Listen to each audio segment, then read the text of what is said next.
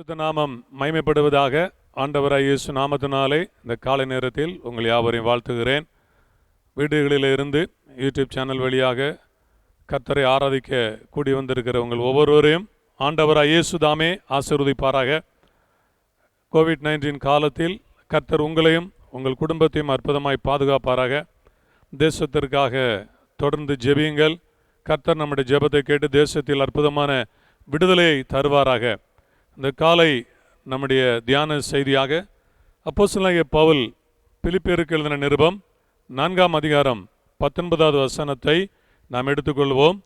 நான் உங்களுக்கு இந்த வசனத்தை வாசித்து காண்பிக்கிறேன். பிலிப்பியர் 4ஆம் அதிகாரம் 19வது வசனம். என் தேவன் தம்முடைய ஐஸ்வரியத்தின்படி உங்கள் குறைவையெல்லாம் கிறிஸ்து இயேசுவுக்குள் மகிமையிலே நிறைவாக்குவார். என் தேவன் தம்முடைய ஐஸ்வரியத்தின்படி உங்கள் குறைகளை கிறிஸ்து இயேசுவுக்குள் மகிமையிலே நிறைவாக்குவார். குறைகளை நிறைவாக்குகிற தேவன் என்கிற தலைப்பில் கர்த்தருடைய வார்த்தையை இந்த காலை நேரத்தில் நாம் தியானிக்க இருக்கிறோம். குறைகள் என்பது மனிதனுடைய வாழ்க்கையில் குறைகளை பல பகுதிகளாக நாம் பிரிக்கலாம். குறைகள் என்று சொல்கின்ற பொழுது அதனுடைய இன்னொரு சரியான அர்த்தம் நம்முடைய தேவைகள். நான் வாசித்த வசனத்தினுடைய சரியான அர்த்தம் என்னவென்று சொன்னால், கர்த்தர் அவர் பரலோகத்தில் இருந்து அவருடைய மகிமையின் ஐஸ்வர்யத்தில் இருந்து நம்முடைய தேவைகளுக்கு அவர் கொடுக்கிறவர், சப்ளை பண்ணுகிறார். அவர் கொடுத்து கொண்டு இருக்கிறவர். அவர் ஒரு சப்ளையர் என்று சொல்லி நாம் அந்த பதத்தை எடுத்துக்கொள்ளலாம். குறைகள் என்று சொல்லும்பொழுது நம்முடைய வாழ்க்கையின் நம்முடைய குறைகளை பல பகுதிகளாக பிரிக்கலாம். பொதுவாக குறைகள் என்று சொல்லும்பொழுது நம்முடைய உலகத்தினுடைய தேவைகளை மட்டும் நாம் நினைக்கிறோம். உலகத்தின் தேவைகள் அதிகம் இருக்கிறது. அதையும் ஆண்டவர் நமக்கு கொடுக்கிறவராக இருக்கிறார். இன்னொன்று நம்முடைய ஆத்தும தேவைகள், நம்முடைய ஆவிக்குரிய தேவைகள். நமக்கு சமாதானம் தேவை, நமக்கு ஒரு நிறைவு தேவை, ஒரு மனமகிழ்ச்சி நமக்கு தேவை, தேவனோடு இருக்கிற ஐக்கியம் நமக்கு தேவை. இது ஆத்மீகத்தில் உண்டாகிற ஒரு குறைவு, ஆவிக்குரிய குறைவு. இப்போ சரீரத்தில் குறைவு, ஆவிக்குரிய குறைவு. இங்கே அப்போஸ்தலனாகிய பவுல் சொன்ன இந்த வசனத்தை நாம் இரண்டு விதங்களில் எடுத்துக்கொள்ளலாம். என் தேவன் தம்முடைய ஐஸ்வர்யத்தின்படி உங்கள் குறைகளை கிறிஸ்து இயேசுவுக்குள் மகிமையிலே நிறைவாக்குவார். இன்னொரு விதத்தில் நம்முடைய திறமைகள், உலக பிரகாரமான வாழ்க்கையில் நிறைய காரியங்கள் நம்ம திறமைகளில் குறைவாக இருக்கலாம். இன்னொன்று ஞானத்தில் குறைவுள்ளவர்களாக இருக்கலாம். உங்களில் ஒருவன் ஞானத்தில் அவன் குறைவுள்ளவனாய் இருந்தால் என்று அப்போஸ்தலனாகிய பவுல் யாக்கோபுக்கு எழுதின அந்த நிருபத்திலே நாம் பார்க்கிறோம். யாக்கோபு எழுதின நிருபம் 1ஆம் அதிகாரம் வாசிக்கும் பொழுது உங்களில் ஒருவன் ஞானத்தில் குறைவுள்ளவனாய் இருந்தால் என்று எழுதப்பட்டிருக்கிறது. அப்ப ஞானத்தில் குறைவு, திறமைகளில் குறைவு, பொருளாதாரத்தில் குறைவு, ஆத்தும வாழ்க்கையில் குறைவு என்று பல பகுதிகளாக நம்முடைய குறைவை குறித்து நாம் சிந்திக்கலாம். ஆனால் எப்படிப்பட்ட குறைவாக இருந்தாலும் இந்த நேரத்தில் கர்த்தருடைய வார்த்தை கேட்கிற அருமையான சகோதரனே, சகோதரியே, உங்கள் குறைகளை இயேசு நிறைவாக்குவார். பிரைஸ் தி லார்ட், ஹல்லேலூயா, ஆமென். உங்கள் குறைகளை ஆண்டவர் நிறைவாக்குவார். மனிதன் நிறைவாக படைக்கப்பட்டவன். மனிதனை குறித்து வேதம் சொல்கின்ற பொழுது, இயேசு சொல்லும் பொழுது, நானோ அவைகளுக்கு ஜீவன் உண்டாயிருக்க அந்த ஜீவன் பரிபூர்ண ஜீவன், ஒரு நிறைவான ஜீவனை கொடுக்க வந்தேன். அப்ப நிறைவான ஜீவனை மனிதன் இழந்து விட்டான். மனிதன் நிறைவாக படைக்கப்பட்டான். முதல் ஒரு குடும்பத்திற்கு ஆண்டவர் ஒரு பெரிய ஏதேன் தோட்டத்தை கொடுத்திருந்தார். ஏதேன் டிலைட்ஃபுல், மகிழ்ச்சியான ஒரு இடம். அப்ப மகிழ்ச்சியில் அவன் குறைவுள்ளவனாய் இருந்தான். சமாதானத்தில் நிறைவு, சந்தோஷத்தில் நிறைவு, சகல வசதிகள் நிறைவு, கர்த்தரோடு ஐக்கியத்தில் நிறைவு, மனதில் நிறைவாக இருந்தான், எல்லாவற்றிலும் நிறைவாக இருந்தான். ஆனால் கர்த்தருடைய வார்த்தை கீழ்ப்படியாதனால, ஒரு பாவம் செய்தபடினால, ஏதேன் தோட்டத்தை விட்டு துரத்தப்பட்டபடியால அவன் குறைவுள்ளவனாக, அவன் மனதில் குறைவுள்ளவனாக, பொருளாதாரத்தில் குறைவுள்ளவனாக அவன் மாற்றப்பட்டான். அவனுடைய சந்ததியை குறித்து வேதம் சொல்கின்ற பொழுது காயினை பார்த்து ஆண்டவர் சொன்னார், நீ நன்மை செய்தால் உனக்கு மேன்மை இல்லையோ? அப்ப அவனுக்கு மேன்மையில் அவன் குறைவுள்ளவனாய் இருந்தான். அவனுக்கு வர வேண்டிய உயர்வில் அவனுக்கு குறைவுள்ளவனாய் இருந்தான். ப்ரமோஷன். ஒரு குறிப்பிட்ட நாளிலே ஒரு பேங்க்ல ஆபீசராக வேலை பார்த்த ஒரு சகோதரர் என்னோட பகிர்ந்து கொண்டார். பாஸ்டர், என்னோடு கூட பேங்க்ல வேலை செய்து எக்ஸாம் எழுதின எத்தனையோ பேர் அவர்கள் ப்ரமோஷன்ல முன்னேறிவிட்டார்கள். ஆனால் என்னுடைய வாழ்க்கையில் எத்தனையோ முறை நான் எக்ஸாம் எழுதி பாஸ் செய்தும் எனக்கு ப்ரமோஷன் கொடுக்கப்படவில்லை. நான் பழிவாங்கப்படுகிறேன். நான் சொன்னேன், கர்த்தர் ஒரு மனிதனை உயர்த்துகிறவர். நீங்கள் கர்த்தருக்குள் இருக்கிறீர்கள், ஜெபிக்கிறீர்கள், நிச்சயம் உங்களுக்கு ஒரு உயர்வு உண்டு என்று சொல்லி அவர்கள் வீட்டிலே ஒரு ஜெபக்கூட்டத்தை ஏற்படுத்தினோம். ஒரு நாள் பகல் நேரத்தில் ஒரு உபவாச ஜெபக்கூட்டம். அந்த சகோதரரும் அவர் வேலையில் லீவு போட்டு உபவாசம் இருந்தார். குடும்பமாக உபவாசம் இருந்தார்கள். நாங்கள் குடும்பமாக போனோம். ஒரு சில உதவி ஊழியர்கள் வந்தார்கள். நாங்கள் யாவரும் சேர்ந்து ஜெபித்தோம். ஜெபித்த சில நாட்களுக்குள்ள கர்த்தர் அவர்களுக்கு ப்ரமோஷன் கொடுத்து அவருடைய குறைவை நிறைவாக்கினார். சில வருடங்களுக்குள்ளாக அவர் பேங்க் மேனேஜராக, அவர் சீனியர் மேனேஜராக அவர் உயர்த்தப்பட்டார். பிரியமான சகோதரனே, சகோதரியே, ஆண்டவராய் இயேசு கிறிஸ்துவுக்குள்ள நம்ம ரட்சிப்பின் அனுபவத்துக்குள்ள வரும் பொழுது நிச்சயமாக ஆண்டவர் நம்முடைய குறைகளை நிறைவாக்குறவராக இருக்கிறார். Praise the Lord. கர்த்தருக்கு மகிமை உண்டாதாக. அப்போஸ்தலனாகிய பவுல் இந்த பிலிப்பியர் நிருபம் 4 அதிகாரங்களை அவர் எழுதுகிறார். இந்த 4ஆம் அதிகாரம் அந்த 19வது வசனத்தில் தான், என் தேவன் தம்முடைய ஐஸ்வரியத்தின்படி உங்கள் குறைகளை கிறிஸ்து இயேசுவுக்குள் மகிமையிலே நிறைவாக்குவார் என்று அவர் சொல்கிறார். இந்த பிலிப்பியர் சபைக்கு அப்போஸ்தலனாகிய பவுல் சொல்கின்ற பொழுது, இந்த பிலிப்பியர் சபை 1ஆம் அதிகாரத்தில் இருந்து அந்த சபையினுடைய குறைவு மாற வேண்டும் என்று விரும்பி, அந்த சபை எப்படிப்பட்ட சபையாக இருக்கிறது, எப்படிப்பட்ட சபையாக இருந்தால் குறை மாறும் என்று சொல்லி அப்போஸ்தலனாகிய பவுல் குறிப்பிடுகிறார். இந்த வார்த்தையை கேட்டுக்கொண்டிருக்கின்ற சகோதரனே, சகோதரியே, நீங்கள் ரட்சிக்கப்பட்ட தேவ பிள்ளை, நீங்கள் அபிஷேகம் பெற்ற தேவ பிள்ளை, நீங்கள் ஜெபிக்கிறவர்கள், நீங்கள் ஆராதிக்கிறவர்கள், நீங்கள் சபைக்கு வருகிறவர்கள். ஆனால் உங்கள் குறை மாறவில்லையா? இன்றைக்கு நான் சொல்லுகிற சத்தியத்தை நீங்கள் கவனமாய் கேட்க வேண்டும். இந்த பிலிப்பியர் சபைக்கு ஆண்டவர் கொடுத்த வாக்குத்தத்தம், குறையை மாற்றுகிறேன் என்று சொல்லி கொடுத்த வாக்குத்தத்தத்தின்படி நிச்சயம் உங்கள் குறையை ஆண்டவர் மாற்றுவார். நன்றாக கவனிங்கள். முதலாவதாக அப்போஸ்தலனாகிய பவுல் இந்த பிலிப்பியருக்கு எழுதின நிருபம் 1ஆம் அதிகாரம் 7வது வசனத்தை வாசிக்கிறேன். என் கட்டுகளிலும் நான் சுவிசேஷத்திற்காக உத்தரவு சொல்லி அதை திடப்படுத்தி வருகிறதிலும் நீங்கள் அனைவரும் எனக்கு அளிக்கப்பட்ட கிருபையில் பங்குள்ளவர்களானதால் உங்களை என் இருதயத்தில் தரித்து கொண்டிருக்கிறபடியினாலே. அப்போஸ்தலனாகிய பவுல் அநேக பட்டணங்களை சென்று ஊழியங்களை செய்தார். அநேக சபைகளை உருவாக்கினார். அநேக சபைகளுக்கு அவர் நிருபங்களை அவர் எழுதினார். ஆனால் சில சபையோடு கூட அப்போஸ்தலனாகிய பவுல் நல்லதொரு ஐக்கியத்தில் அவர் இருந்தார். சரியான ஐக்கியத்தில் இருந்தார். அப்போஸ்தலனாகிய பவுல் ஒரு பட்சபாதம் உள்ளவர், வித்தியாசம் பார்க்கிறவர் என்று தப்பான ஒரு அர்த்தம் அல்ல. ஆண்டவர் இயேசு கிறிஸ்து 12 அப்போஸ்தலர்களை தெரிந்து கொண்டார். அவருக்கு ஏராளமான சீசர்கள் இருந்தார்கள். 70 முக்கிய சீசர்கள் இருந்தார்கள். அவர்களில் 12 பேர் அப்போஸ்தலர்களாக இருந்தார்கள். ஆனால் அந்த 12 அப்போஸ்தலர்களிலே பேதுரு, யாக்கோபு, யோவான், இந்த 3 பேரை அடிக்கடி தனியாக அவர் அழைத்து கொண்டு போனார்.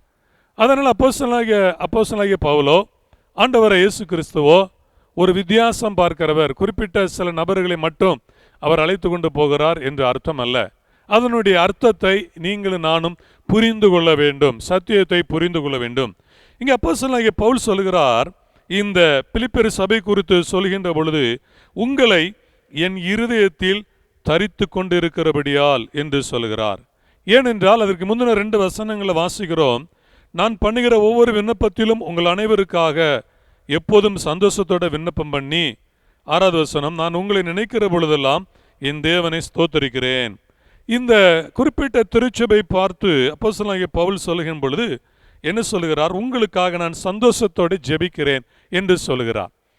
ரோமர் திருச்சபையும் 1ஆம் அதிகாரத்தில் பார்க்கும் பொழுது உங்களை நினைக்கும் பொழுது நான் கர்த்தரை ஸ்தோத்தரிக்கிறேன் என்று சொல்கிறார். உங்களுக்காக ஜெபிக்கிறேன் என்று சொல்கிறார்.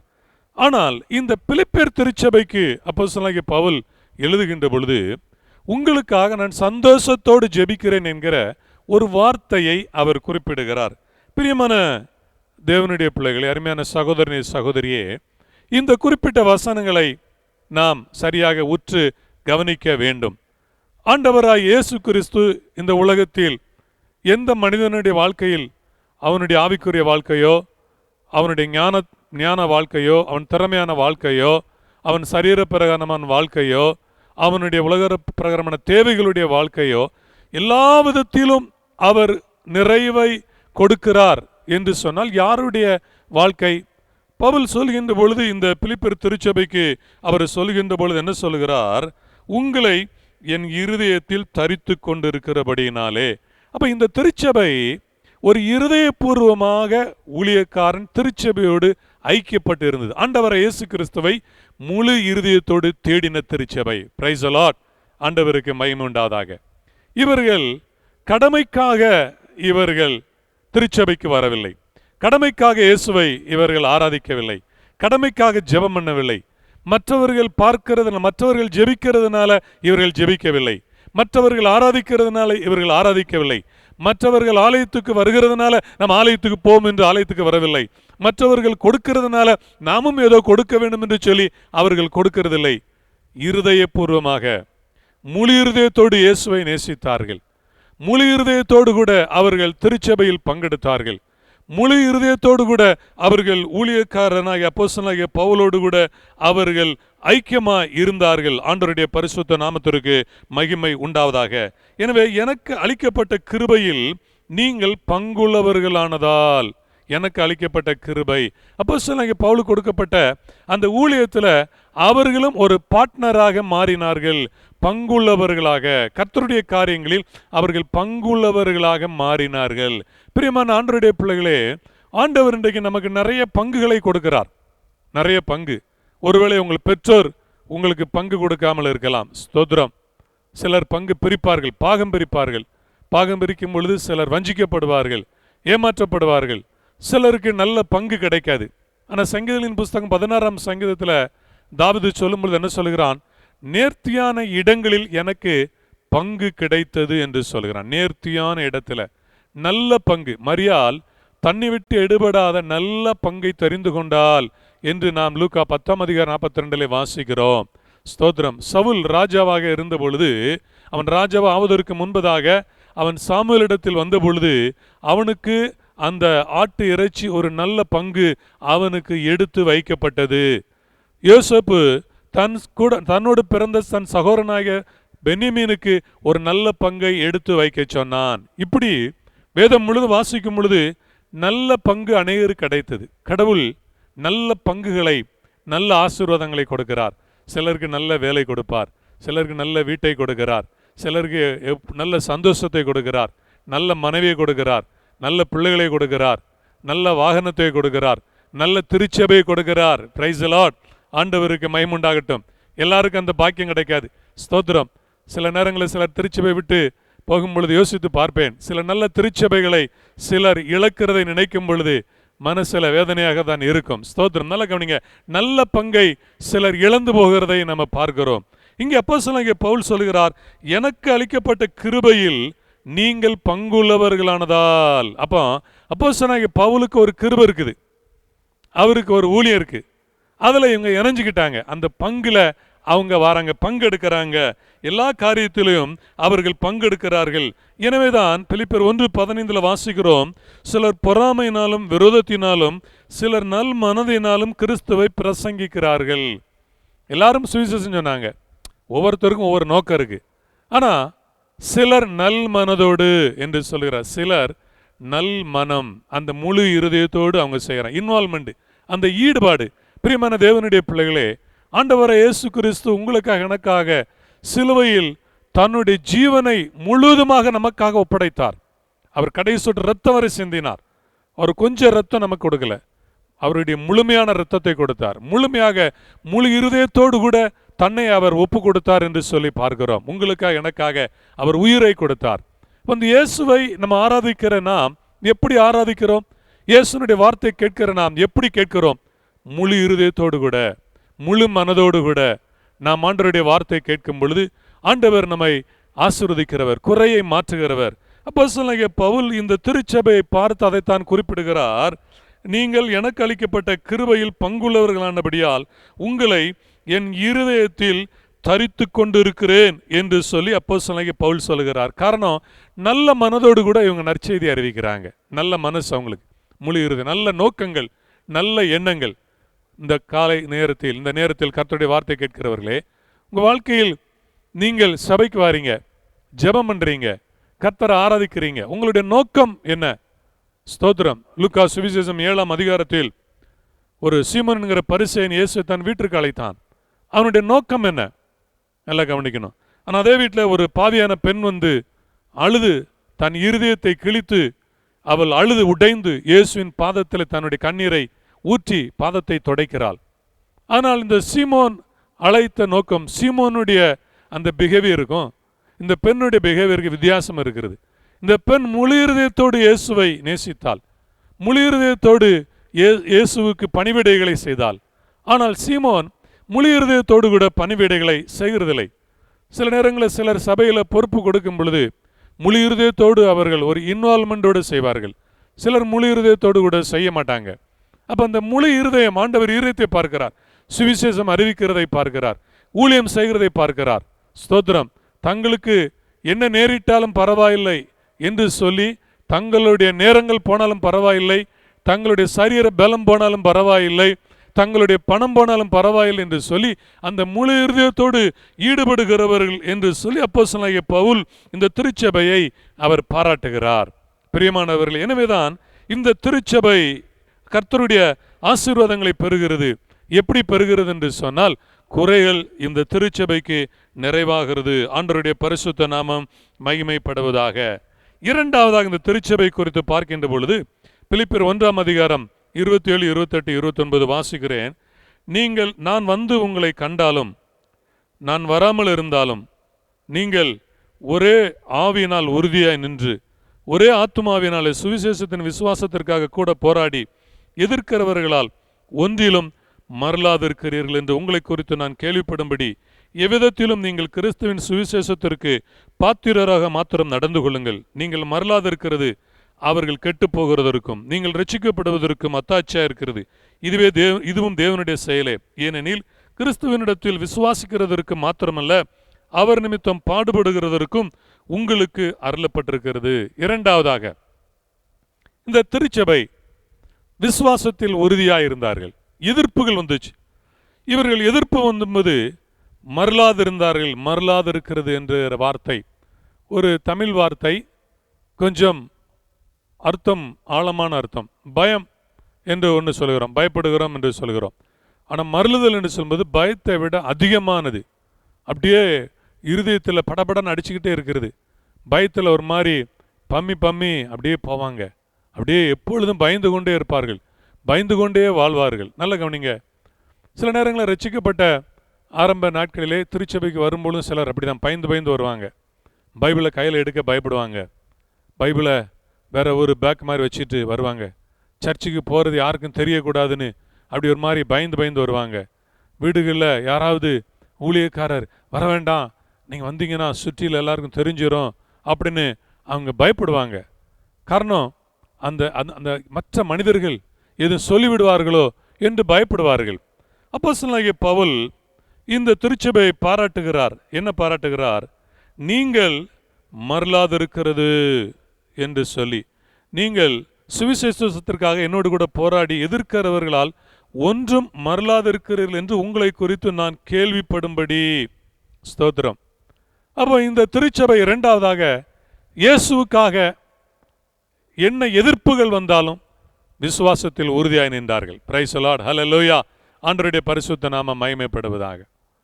அநேக தேவனுடைய பிள்ளைகள் எதிர்ப்புகள் வரும்பொழுது சில உலக பிரகாரமான காரியங்களில் தடம் புரண்டு விடுவார்கள், விசுவாசத்தோடு விலகி விடுவார்கள். குடும்ப எதிர்ப்புகள் வரும் பொழுது, சமுதாயத்தில் எதிர்ப்பு வரும் பொழுது, உலகத்தில் எதிர்ப்பு வரும் பொழுது அவர்கள் தடம் புரண்டு விடுவார்கள். ஸ்தோத்திரம்.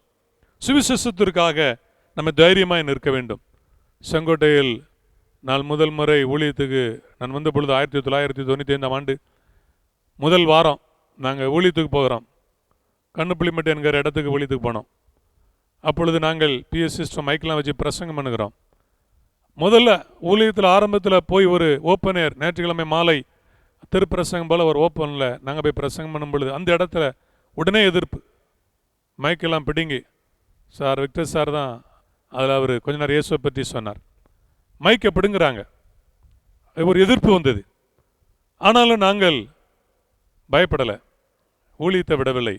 ஒரு வாரம் எதிர்ப்பு வந்தது. அடுத்த வாரம் நாங்கள் இன்னொரு இடத்துக்கு போனோம். நிறைய எதிர்ப்புகள் வந்தது. ஊழியங்களுக்கு நிறைய எதிர்ப்புகள் வந்தது, பலவிதங்கள் எதிர்ப்புகள் வந்தது. ஆனால் எதற்கும் பயப்படுகிறதில்லை, எதற்கும் பயப்படுவதில்லை. பயந்திருந்தால், ஊழியத்தில் பயந்திருந்தால் ஊழியம் செய்திருக்க முடியாது, ஊழியம் வளராது. நல்லா கவனிங்க. இயேசு ஜீவனை கொடுத்து ரட்சித்தார். அவருக்காக ஜீவனை கொடுக்க ஆயத்தம் என்று ஆதி அப்போஸ்தல சபையார் இருந்தார்கள். அப்போஸ்தல நடபடிகள் 4 அதிகாரம் 17வது வசனம் 31வது வசனத்தை வாசித்து பார்க்கின்ற பொழுது இயேசுவை பற்றி சொல்லக்கூடாது என்று அவர்களை பயமுறுத்தினார்கள். இயேசுனுடைய நாமம் பெயர் சொல்லக்கூடாது என்று அவர்களை பயமுறுத்தினார்கள். அப்போ ஆனால் வசனம் சொல்லுகிறது 31வது வசனத்தில் அவர்கள் எல்லாரும் கூடி ஜெபித்தார்கள். கூடியிருந்த இடம் அசைந்தது, தேவ வல்லமை இறங்கினது. அவங்க பயந்து ஓடி போகவில்லை. கடந்த சில ஆண்டுகளுக்கு முன்பதாக நான் மதுரை வேதம கல்லூரி கிராஜுவேஷன் அந்த நாளில் நடந்த நிகழ்ச்சியில் பங்கெடுத்துட்டு ஒரு மாலை நேரத்தில் நான் ட்ரெயின் ஏற வந்தேன். அப்போ ஒரு சகோதரர், அந்த பயோலஜி டீச்சர், எனக்கு டிக்கெட் எடுக்க வைத்து ஒரு சகோதரர் என்னை அங்கே ட்ரெயினில் இடம் பிடித்து ஏற்றி விட வந்தார். அப்போ அந்த ட்ரெயின் செங்கோட்டை ட்ரெயின் நிற்கிது, மதுரை செங்கோட்டை. அவர் ஏற்றி விட வந்தார். அவர் பாஸ் எனக்கு தெரியுதான்னு கேட்டார். எனக்கு அவரை சரி அடையாளம் காண முடியும். அவர் சொன்னார், மதுரையில் கடந்த நாட்களில் சபைகளை அடிப்பேன் உடைப்பேன் என்று சபைக்கு விரோதமாக எழும்பி வந்தார்கள். அது நான் தான் அந்த வாசல் நின்று அவர் தைரியமாக நின்று பேசுவார். அவர் நான் தான் அப்படின்னார். அவர் ஒரு பாஸ்டர்.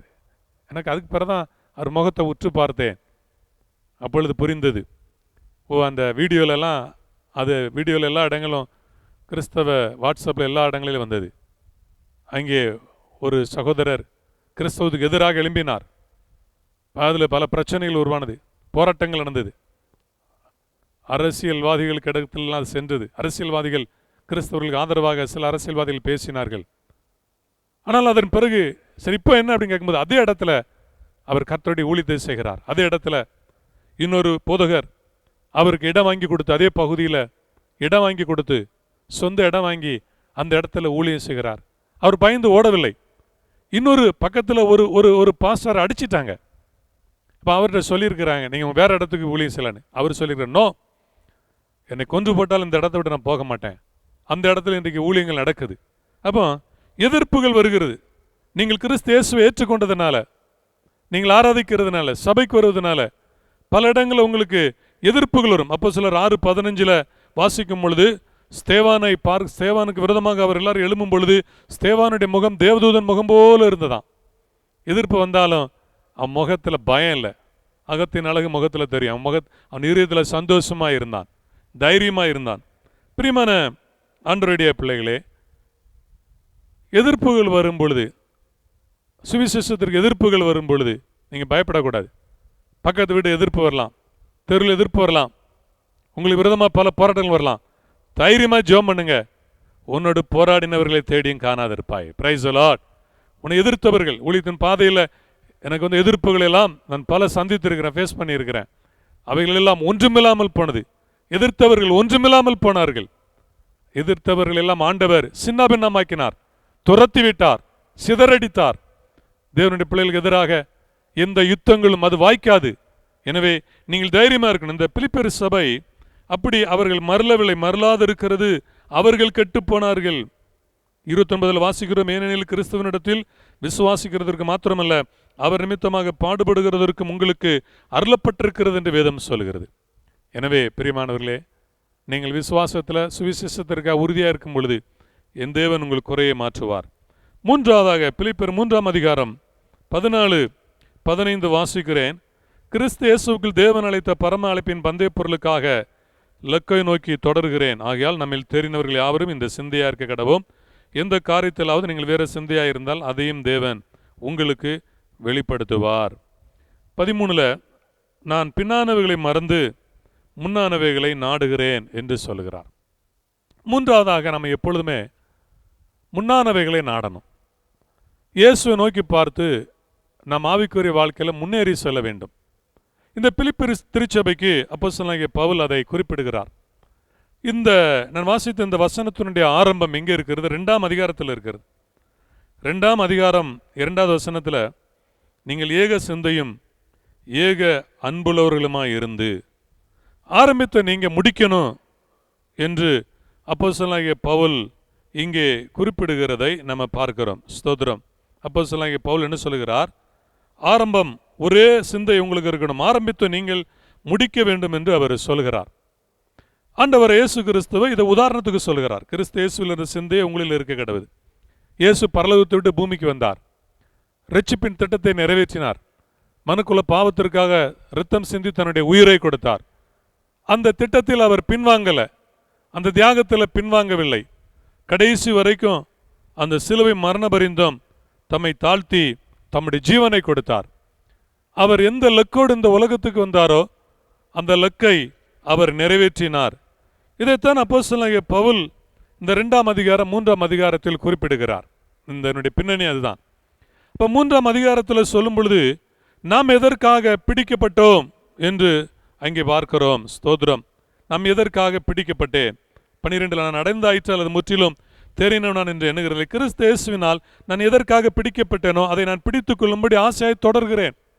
பிரியமானவர்களே, நீங்கள் நானும் பிடிக்கப்பட்டோம் ஒன்றை நோக்கி, பரலோகத்தை நோக்கி. அதை நோக்கி நம்ம ஆசையாய் தொடரணும். ஆரம்பிச்ச நாம முடிக்கணும். Praise the Lord. ஆண்டவருடைய பரிசுத்த நாமம் மகிமைப்படுவதாக. ஆரம்பித்த நாம் அதை முடிக்காமல் நம்ம விடக்கூடாது. ஆண்டவருக்கு மகிமை உண்டாவதாக. ஸ்தோத்திரம். எனவே கடைசி வரைக்கும் நம்முடைய ஓட்டம் சரியாக இருக்கின்ற பொழுது நிச்சயமாகவே நாம் ஆசீர்வதிக்கப்படுவோம். ஆண்டவருக்கு மகிமை உண்டாவதாக. கர்த்தருடைய நாமம் உயர்த்தப்படுவதாக. ஸ்தோத்திரம். பிரியமானவர்களே, எனவே அப்போஸ்தலனாகிய பவுல் இங்கே என்ன சொல்லுகிறார் என்று சொல்லி நம்ம கவனித்து பார்க்கின்ற பொழுது, நீங்கள் முன்னானவைகளை நாடுங்கள், பின்னானவைகளை மறந்து விடுங்கள். எதுவரை தேடி இருக்கிறோம் கிறிஸ்துவுக்காக? இது நீங்கள் நல்லா ஜெபம் பண்ணியிருப்பீங்க, நல்ல உபவாசம் இருந்திருப்பீங்க, நல்ல ஆண்டவருக்காக கொடுத்திருப்பீங்க, நல்லா ஆராதிச்சிருப்பீங்க. அதில் திருப்தி அடையாதீர்கள். இன்னும் ஆண்டவரை நோக்கி ஓடணும். இங்கே அப்போஸ்தலனாகிய பவுல் இயேசுவை ஒப்பிட்டு சொல்லுகிறார். நாம் இயேசுவை ஒப்பிடலாம், பவுலை ஒப்பிடுவோம். பவுலை சொல்கிறார், நான் பிடித்து கொண்டேன் என்று எண்ணுகிறதில்லை, ஆசையாய் தொடர்கிறேன். நான் இன்னும் ஓடிக்கிட்டு இருக்கிறேங்கிறார். அப்போஸ்தலனாகிய பவுலை நம்மையும் ஒப்பிட்டு பார்த்தால் அவருக்கு கொடுக்கப்பட்ட கிருபை, அவருடைய ஊழியம், அவருடைய தியாகம், அதில் ஒரு லட்சத்தில் ஒரு மடங்கு கூட நம்ம கர்த்தருக்காக இன்னும் செயல்களை செய்யவில்லை. நம்ம ஜெபிக்கலை, அந்த அளவுக்கு ஜெபம் பண்ணலை, அந்த அளவுக்கு தியாகம் பண்ணலை, அந்த அளவுக்கு ஊழியம் செய்யலை. என்னை நான் ஒப்பிட்டு பார்க்கிறேன். அப்போஸ்தலனாகிய பவுலையும் என்னையும் நான் இந்த நிருபங்களை வாசிக்கும் பொழுது ஒப்பிட்டு பார்க்கும் பொழுது அவருக்கு எனக்கும் ஏணி வைத்தால் எட்டாது. ஸ்தோத்திரம். எனக்கு பெயர் இருக்கலாம், ஆனால் அது ஒப்பிட முடியாது. அந்த அளவிற்கு அவர் அநேக தியாகங்களை செய்திருக்கிறார். அவர் நல்ல ஒரு ஆவிக்குரிய வாழ்க்கை வாழ்ந்திருக்கிறார். ஆனால் அவர் என்ன சொல்கிறார்? இன்னும் நான் முன்னேறி செல்கிறேன், இன்னும் நான் முன்னேறி செல்கிறேன். 16வது வசனம், ஆகிலும் நாம் எதுவரையில் தேறி இருக்கிறோமோ அது முதல் ஒரே ஒழுங்காய் நடந்து கொண்டு ஒரே சிந்தையாய் இருப்போமாக. இதுவரை தேறி இருக்கிறோம், இன்னும் முன்னேறணும், இன்னும் முன்னேறி செல்லணும். நிறைய கிறிஸ்தவ விசுவாசிகள் ஒரு குறிப்பிட்ட எல்லையில் நின்று விடுகிறார்கள். இல்லை, இன்றைக்கு ஆண்டவர் பேசுகிறார். இந்த பேண்டமிக் பீரியடில் வீடுகளில் இருக்கும் பொழுது ஆண்டவரை தேடுகிறதுல நிறைய பேர் குறைந்து விடுகிறார்கள். நீங்கள் வேகம் இருக்கணும். ஐயோ, ஆலயத்துக்கு வர முடியலன்னு சொல்லி நீங்கள் சோர்ந்து போகக்கூடாது. வீடுகளில் இருந்து ஆண்டவரை அதிகமாக தேடுவதற்கு முயற்சி எடுக்கணும். ஆவிக்குரிய வாழ்க்கைக்கு முயற்சி எடுங்க. ஆண்டவராகிய கர்த்தர் உங்களை ஆசீர்வதிப்பார். மற்றவங்க உங்களை புஷ் பண்ணிகிட்டே இருக்கணும், மற்றவங்களை உங்களை உற்சாகப்படுத்தி கொண்டு இருக்க வேண்டும் என்று நினைக்க விடாது. நீங்களாகவே உங்களுடைய ஆவிக்குரிய வாழ்க்கையில் முன்னேறி செல்லுங்க, விட்டு விடாதீர்கள். நீங்கள் பெற்ற அபிஷேகம், உங்களுக்கு இருக்கிற ஜெப வாழ்க்கை, உங்களுக்குள்ள இருக்கிற ஆராதனை வாழ்க்கை, நீங்கள் விட்டு விடாமல் முன்னேறி செல்ல ஆண்டவர் உங்களுக்கு உதவி செய்வாராக. இறுதியாக சொல்லி முடிக்கிறேன். பிலிப்பியர் 4ஆம் அதிகாரத்தில் அதில் 15வது வசனம், மேலும் பிலிப்பியரே, சுவிசேஷத்தின் ஆரம்பத்தில் மக்கதேனாவிலிருந்து புறப்பட்ட போது கொடுக்கல் வாங்கல் காரியத்தில் நீங்கள் மாத்திரம் எனக்கு உடன்பட்டதே அல்லாமல் வேறொரு சபையும் உடன்படவில்லை என்று நீங்கள் அறிந்திருக்கிறீர்கள். ஸ்தோத்திரம் என்று அப்போஸ்தலனாகிய பவுல் சொல்கிறார். ஆண்டவருக்கு மகிமை உண்டாவதாக. இந்த பிலிப்பியர் சபையிட்ட தான் அப்போஸ்தலனாகிய பவுல் காணிக்க வாங்குறார். தெசலோனிக்கர் சபையை பார்த்து என்ன சொல்கிறார்? நீங்கள் வேலை செய்யுங்க. தெசலோனிக்கர் சபையாற்ற வாங்கலை. அப்போஸ்தலனாகிய பவுல் எல்லார்ட்டையும் காணிக்க வாங்க விரும்பலை. நிருபங்கள் எல்லாம் வாசிக்கும் பொழுது நீங்கள் கொஞ்சம் ஆழமாக கவனித்து பார்க்கும் பொழுது மக்கதோனிய சபையை பாராட்டுகிறார். அவங்க கொடுத்தது குறித்து பாராட்டுகிறார். தரித்திரத்தில் கொடுத்தாங்கன்னா 2 கொரிந்தியர் 8. அதனால் ஆண்டவர் உங்களுடைய தரித்திரத்தை மாற்றி உங்களை ஆசீர்வதிப்பார் என்று சொல்லி அந்த 2 கொரிந்தியர் 8ஆம் அதிகாரத்தில் அப்போஸ்தலனாகிய பவுல் அங்கே குறிப்பிடுகிறதை நாம் பார்க்கிறோம். ஸ்தோத்திரம். 4வது வசனம், தங்கள் உபகாரத்தையும் பரிசுத்தவான்களில் செய்யப்படும் தர்ம ஊழியத்தின் பங்கையும் நாங்கள் ஏற்றுக்கொள்ளும்படி அவர்கள் எங்களை மிகவும் வேண்டிக் கொண்டார்கள் என்று அப்போஸ்தலனாகிய பவுல் அந்த திருச்சபையை குறிப்பிடுகிறார். 9வது வசனம், நம்முடைய கர்த்தராகிய இயேசு கிறிஸ்துவின் கிருபையை அறிந்திருக்கிறீர்கள். அவர் ஐஸ்வர்யமுள்ளவராயிருந்தும் நீங்கள் அவருடைய தரித்திரத்தினாலே ஐஸ்வர்யவான்களாகும்படி உங்கள் நிமித்தம் தரித்திரரானாரே என்று, உங்கள் தரித்திரம் மாறும் என்று உங்களுக்கு ஆசீர்வாதம் உண்டு என்று அந்த கொரிந்தியர் சபைக்கு எழுதுகிறார். ஆனால் இந்த பிலிப்பியர் சபை குறித்து சொல்லும் பொழுது என்ன சொல்கிறார்? இந்த பிலிப்பியர் சபைகிட்ட தான் அப்போஸ்தலனாகிய பவுல் காணிக்கை பணம் வாங்குகிறார். 18வது வசனத்தில், எல்லாம் எனக்கு கிடைத்தது, பரிபூர்ணம் உண்டாயிருக்கிறது, உங்களால் அனுப்பப்பட்டவைகளை சுகந்த வாசனையும் தேவனுக்கு பிரியமான உகந்த பலியுமாய் எபாபிராத்தியத்தின் கையினால் வர பற்றி கொண்டபடினால் நான் திருப்தி அடைகிறேன். எபாபிராத்தியத் என்கிற அப்போஸ்தலனாகிய பவுலுடைய உதவி ஊழியக்காரன்ட்ட அப்போஸ்தலனாகிய பவுலுக்கு அவர்கள் பணங்கள் கொடுத்து விடுகிறார்கள், காணிக்கை கொடுக்குறாங்க. அப்போஸ்தலனாகிய பவுல் அவர் பணத்துக்காக காணிக்கைக்காக அவர் ஊழியம் செய்யவில்லை. எல்லா திருச்சபைகளையும் அவர் பணமும் கேட்க மாட்டார். அப்போஸ்தலனாகிய பவுல் ஒரு தியாகத்தோடு ஊழியம் செய்தார். ஆனால் நிருபங்களை வாசிக்கும் பொழுது இந்த பிலிப்பியர் திருச்சபையாற்ற தான் அப்போஸ்தலனாகிய பவுல் காணிக்கை வாங்குறார். அப்போ கொஞ்சம் இது ஆழமாக வாசிக்கும் பொழுது ஆவியானவர் எனக்கு சொன்னது என்னவென்று சொன்னால், இந்த பிலிப்பியர் திருச்சபை நல்ல எண்ணத்தோடு ஊழியக்காரருக்கு நேசித்து காணிக்கை கொடுத்தார்கள். Praise the Lord. ஆண்டவருக்கு மகிமையுண்டாகட்டும். யாருடைய குறையை நிறைவாக்குவார்? ஊழியக்காரரை உண்மையாக நேசித்து, திருச்சபை நேசித்து, ஊழியங்கள் நடக்கணும், உதவி ஊழியர்கள், திருச்சபை வளரணும், திருச்சபையுடைய எல்லை விரிவாகணும் என்று நல்ல எண்ணத்தோடு பணங்கள் கொடுக்கிறவங்கள்ட்ட தான் வாங்க வேண்டும் என்று ஆண்டவர் சொல்கிறார். உற்சாமை கொடுக்கிறவனிடத்தில் தேவன் பிரியமா இருக்கிறார்.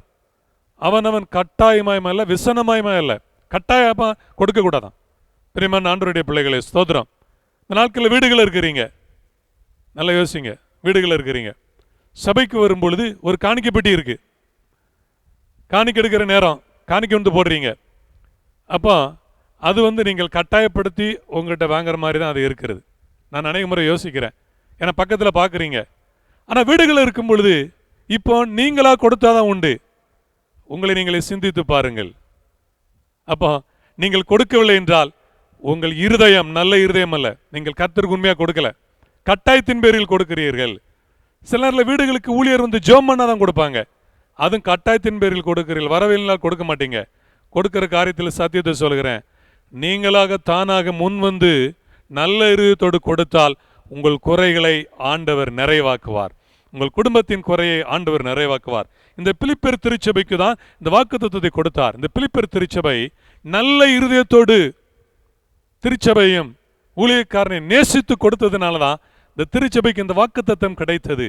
பிரியமானவர்களே, 4 காரியத்தை நான் உங்களுக்கு சொல்லியிருக்கிறேன். இந்த திருச்சபை நல்ல இருதயம் உள்ளவர்கள், ஊழியக்காரனோடு நல்ல ஐக்கியமாக ஊழியக்காரனுடைய வார்த்தைகளை ஏற்றுக்கொள்ள நல்ல இருதயம் உள்ளவர்கள், எதிர்ப்புகள் வந்தால் விசுவாசத்தில் உறுதியாய் நின்றவர்கள், பரலோகத்தை நோக்கி நடந்தவர்கள், ஒரே சிந்தையோடு கூட ஆவிக்குரிய வாழ்க்கையில் முன்னேற வேண்டும் என்று துடிப்போடு நடந்தவர்கள், கர்த்தருடைய ஊழியத்துக்காக நல்ல இருதயத்தோடு பணம் கொடுத்தவர்கள்.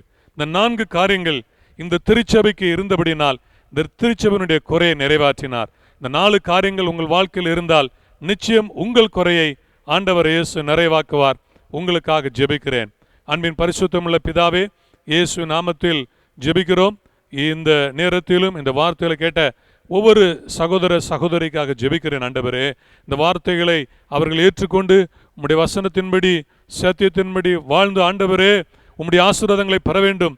ஆண்டவரே, குறைகளை நிறைவாக்குறவர், சிங்கக்குடிகள் தாழ்ச்சியடைந்து பட்டினியா இருக்கும் கர்த்தரை தேடுகிறவர்களுக்கு ஒரு நன்மையும் குறைபடாது. ஆண்டவரே, எல்லாவற்றிலும் நிறைவு, திறமையில நிறைவு, ஞானத்தில் நிறைவு, ஆசீர்வாதங்களில் நிறைவு, சரீர சுகத்தில் நிறைவு, அப்பத்தின் தண்ணீரின் நிறைவு, வீட்டில் எல்லாம் நிறைவு. ஆண்டவரே, எல்லாவற்றிலும் நிறைவுள்ளவர்களாக, ஒன்றிலும் குறைவில்லாமல் எல்லாவற்றிலும் நிறைவுள்ளவர்களாய் வாழ்வதற்கு ஒவ்வொருவரையும் பிதாகுமாரன் பரிசுத்தாவிய நாமத்தில் ஆசீர்வதிக்கிறேன். இந்த 4 சத்தியத்தை கேட்டார்கள். இந்த 4 சத்தியத்தை உண்மையாய் கைக்கொண்டு, பிலிப்பியர் நிருபத்தில் சொல்லப்பட்டபடி இந்த 4 சத்தியங்களை கைக்கொண்டு உண்மையாய் வாழ்ந்து இந்த குறைவுள்ள காலத்தில் ஒரு குறையில்லாமல் ஆசீர்வதிக்கப்பட ஒவ்வொருவரையும் பிதாகுமாரன் பரிசுத்தாவிய நாமத்தில் ஆசீர்வதித்து ஜெபிக்கிறேன். குடும்பங்களை காத்துக்கொள்ளுங்க ஆண்டவரே.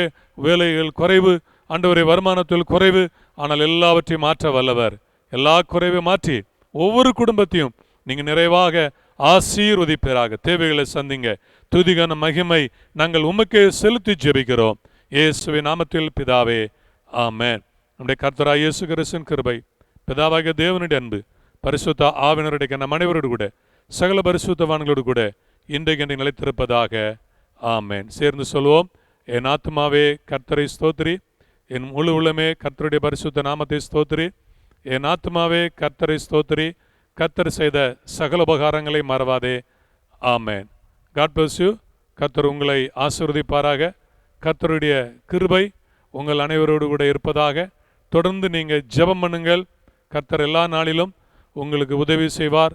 ஜெபம் பண்ணுங்கள், வேதம் வாசியுங்கள். கர்த்தருடைய கிருபை உங்களோடு இருப்பதாக. ஆமென்.